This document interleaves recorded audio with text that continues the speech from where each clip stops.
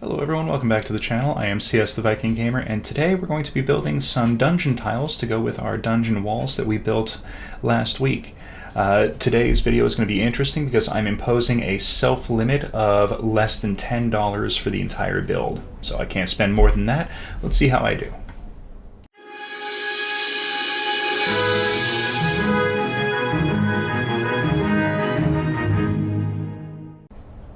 Okay, to start things off, I'm going to be using this predominantly. I found this at Michael's, and it is a sheet of EVA foam, and it is 12 inches by 18 inches in size, and roughly a quarter-inch thick. Now, the nicest thing about this is that this is a sheet this size, and it only cost me $2. So, I'm going to use 2 of these today, and that's going to cost about $4. Let's add 50 cents for tax, so $4.50. So to start things off, I'm going to just cut a few strips out of this, and I'm going to cut all the main shapes off camera. But to cut this, I'm just going to do a few passes with a relatively sharp X-Acto knife. You can use a utility knife or even a pair of scissors if you have a steady enough hand and you just want to draw a line. But I'm just doing a few passes to snip this through. And what we have is a 3-inch by 12-inch strip. You can see how thin it is. It's very, very light, so if you're a traveling DM or a traveling player, you do not have to worry about these things weighing you down once you make them.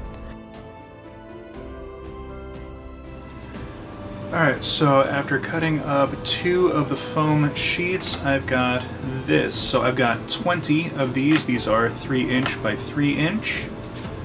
Then I've got some 4-inch by 2-inch. These are going to be great for little hallways or a little bit of extra room on a couple places.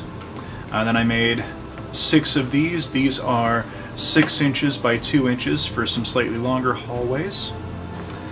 Then I've got some little spacers and fillers, some 1-inch by 4-inch, some 1-inch by 3-inch. So I've got 6 of these and 6 of these. Then I've got 3 of these, just little 2-inch by 3-inch pieces, and finally some 3-inch by 6-inch pieces.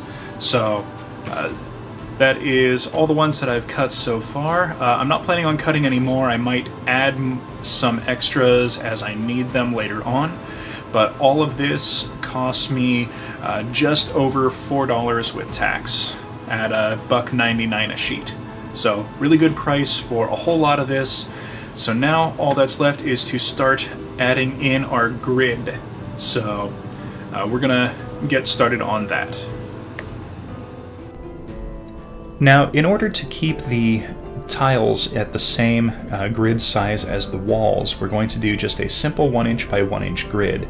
And using my hot foam cutter, you can see how it just kind of scribes in the line pretty easily. And this is just a fairly simple process. I set the guard to be roughly 1.5 to 2 millimeters in depth, and I'm using my cross guard here just to kind of maintain consistency across all the tiles. And you can see here that I've got the main lines all scribed, and since this is a 2-inch wide tile that I've got, I'm going to reset the cross guard for 1 inch, and then just bring it up, and there we go, a 2-inch by 4-inch piece. So I've got a bunch of these, but I want to make sure that the grid is maintained around the edges. So just by hand, I'm going to very carefully scribe the edges of the tile just to pull that grid line down the sides, so that at a glance from the side of the tile you can also kind of maintain easy reference for the grid. Now this took almost no time at all, but if you don't have a hot wire cutter like I do, you can do this with a much easier setup, you can use a heat gun and a X-Acto knife. Just very lightly scribe the lines in with the X-Acto knife, do not cut all the way through, and then do a few passes with the heat gun at about a 2 to 3 inch distance. It will cause the foam to constrict, and that will exaggerate the lines, revealing them. But you don't want to do that too long, otherwise it'll start to warp the foam. Now that all of our grid lines are scribed in, we need to add our texture. So to do that, we're going to use some tin foil. I bought a full roll from the Dollar Tree for $1.25, so we're going to add that to the total. And I'm just going to crumple up a square of this to be a roughly 3 inch by 3 inch area. Now, having commandeered the iron from my laundry room, I'm going to set the heat all the way up to maximum, and then just kind of press the tin foil into the foam. And the idea here is that the heat from the iron will be transferred through the tin foil, and that will force the texture of the tin foil into the foam. Now, once the foam has been heated up in this fashion, it's going to keep that texture unless it gets really, really hot again.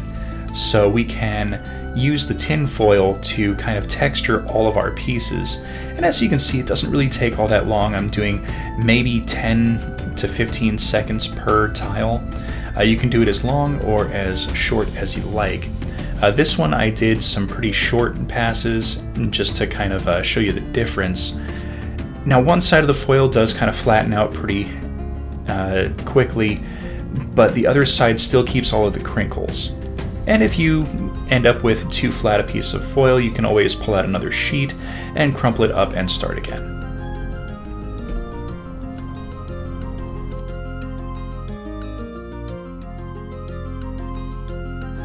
Okay, so I decided to try something, and it worked out once off camera. I want to do it again on camera so that everyone can see. I made a larger sheet of foil, nothing really special about this, but I'm going to use it to just kind of press the iron in. And what I'm going for is going to be revealed in just a moment. I'm pressing down pretty firm here to try and impart as much heat as I can onto the foam. Okay, so it's at the right consistency now. It's kind of floppy. While it's still hot, I'm going to take my texture palette and press it in.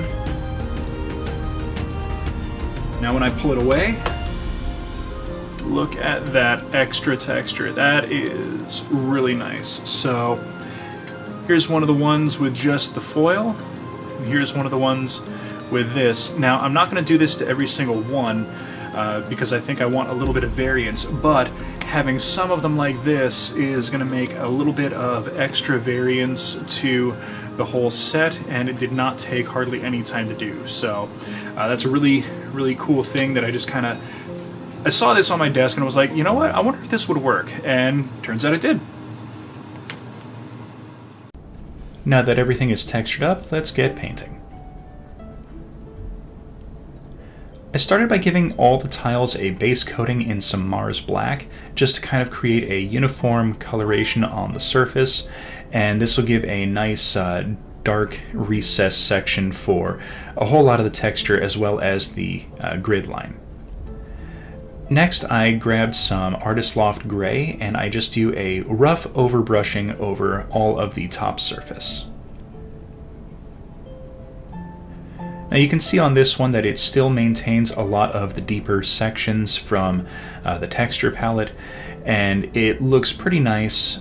Now on the non-over-textured pieces, you don't really see that much of a difference, but it will show up a lot nicer once we get to the dry brushing step. So if you do just the foil without the pebble texture plate, don't worry, you will still get a whole lot of texture. Once that was dry to the touch, I grabbed the gray again and just did a quick coating on all 4 of these sides. This will just kind of help to color everything and make the tiles a little bit more visually appealing once they're in use on the table.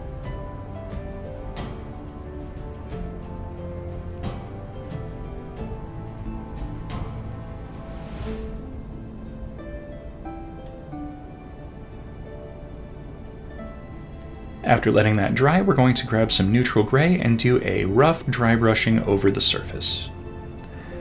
Now you can see here that it doesn't show up super great on camera, but you do get to see a whole lot of the raised texture starting to appear on all of the foil texturing that was imparted. We've got some high spots, we've got some low spots. We can also quickly dry brush the edges just to help maintain that uniform appearance on all of the tiles. But that looks pretty good even for a relatively flat tile. Now I can show you what it looks like here on the pebble textured one. And it really helps to bring everything to life doing this dry brush, and it is going to look phenomenal on the table in use with all of the character models and the enemies and the walls.